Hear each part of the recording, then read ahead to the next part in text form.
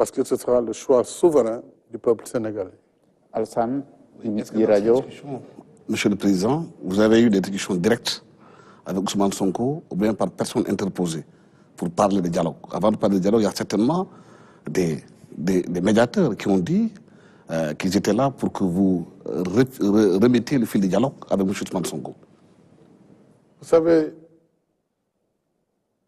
dans ma démarche de tout le temps, j'ai mis en avant la discrétion et tout ce qui peut aider à avancer.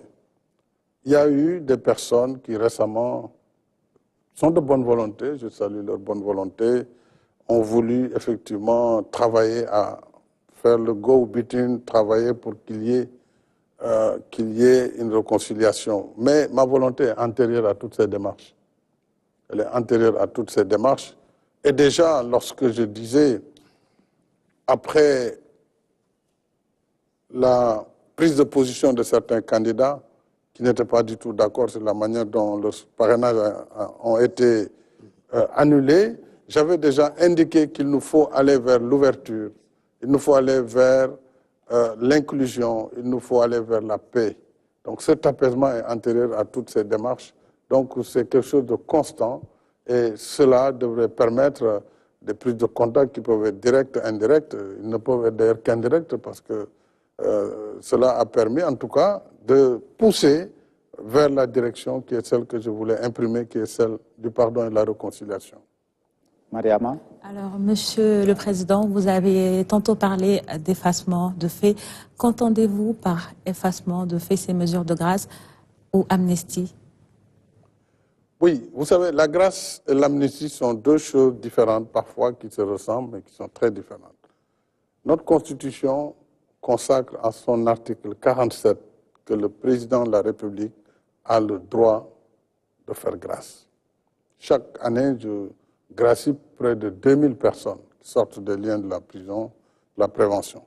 Et ça, c'est le droit de grâce, mais la grâce ne peut être donnée qu'à la fin du processus judiciaire. Il faut que tout le processus judiciaire soit terminé et que la chose soit bien jugée pour que le président prenne grâce et permette à la personne condamnée de sortir de prison, etc. L'amnistie, elle est obtenue par une loi. Donc c'est l'Assemblée nationale qui vote l'amnistie, ce n'est pas le président de la République. Le président peut exprimer une volonté, faire un projet de loi qui va à l'Assemblée. Ce sont les députés qui votent l'amnistie. Et l'amnistie ne s'adresse pas aux personnes, même si des personnes en bénéficient, l'amnistie s'adresse aux faits et efface les faits. Pour dire, nous voulons oublier. Nous voulons oublier, c'est pénible, mais il nous faut aller de l'avant.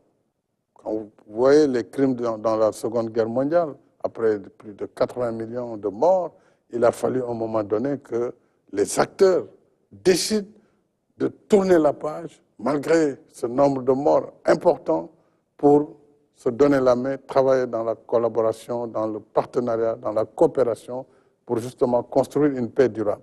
C'est un peu ce que l'on veut faire ici, créer les conditions d'un apaisement, d'une réconciliation et d'élections transparentes, libres et démocratiques.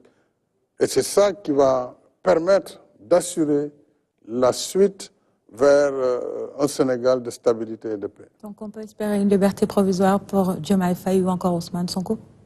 Oui, tout dépend de leurs avocats. Et ça, c'est les procédures judiciaires dans lesquelles je n'interfère pas. Mais il y a des procédures entre le juge d'instruction, les avocats du détenu. Et ça, ils savent très bien comment ça se passe. Le procureur qui est sous votre tutelle? Non, oui, le procureur peut donner un avis parce que selon les chefs d'accusation, s'il ne donne pas un avis, bien sûr, pour certains chefs d'accusation, le juge d'instruction est lié. Dans ces conditions, si c'est la volonté du président de la République, le procureur pourra donner son accord. D'accord. Monsieur le Président, on a vu aussi une certaine réaction de la communauté internationale, des communiqués quasi journaliers sur la situation politique du pays. Comment vous accueillez, je rappelle, tous qui viennent et qui reviennent? Je l'accueille avec beaucoup de peine, parce que je ne peux pas comprendre que des partenaires qui sont avec le Sénégal, qui, en principe, travaillent avec nous sur les mêmes principes lorsqu'il se passe quelque chose dans notre pays, et tous les pays peuvent avoir des difficultés conjoncturelles. Ils doivent d'abord venir à la source, voir ce qui se passe exactement, au lieu de se suffire de commentaires qui condamnent de façon péremptoire, parfois de façon très violente.